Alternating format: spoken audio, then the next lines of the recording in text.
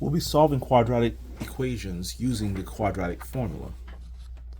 The quadratic formula presumes that A stands for coefficient in front of x squared, B stands for coefficients in front of x, and C stands for constants in the quadratic equation.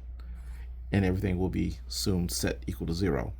So for this, A represents the 3, B is represented by the 8, and the constant is the 5.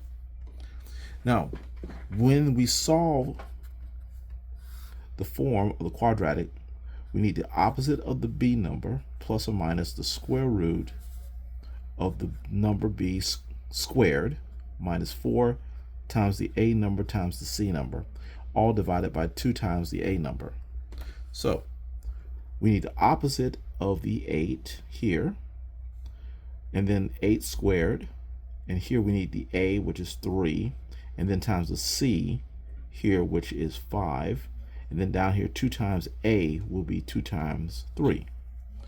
So let's expand all this. So x is going to equal the opposite of 8, which is negative 8, plus or minus the square root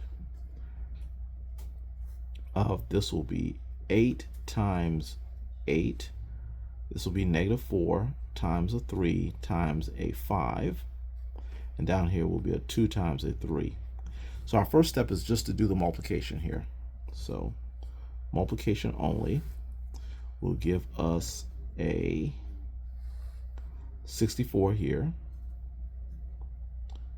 a negative here, and a 4 times 3 times 5, which would be 12 times 5, which is 60, and a 2 times 3, which is 6.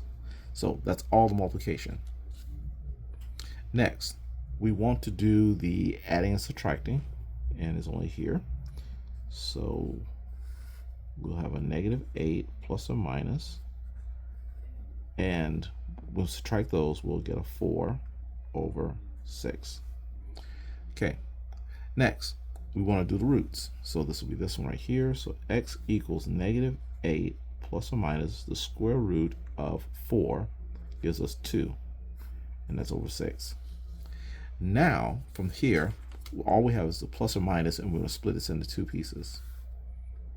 X equals negative 8 plus 2 over 6, and x equals negative 8 minus 2 over 6. That splits the plus and minus into 2 parts.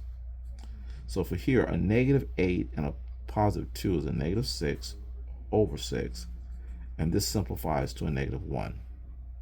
Here, same signs add, we get negative 10 over 6, and we can divide these both by 2, and that'll give us x equals negative 5 over 3.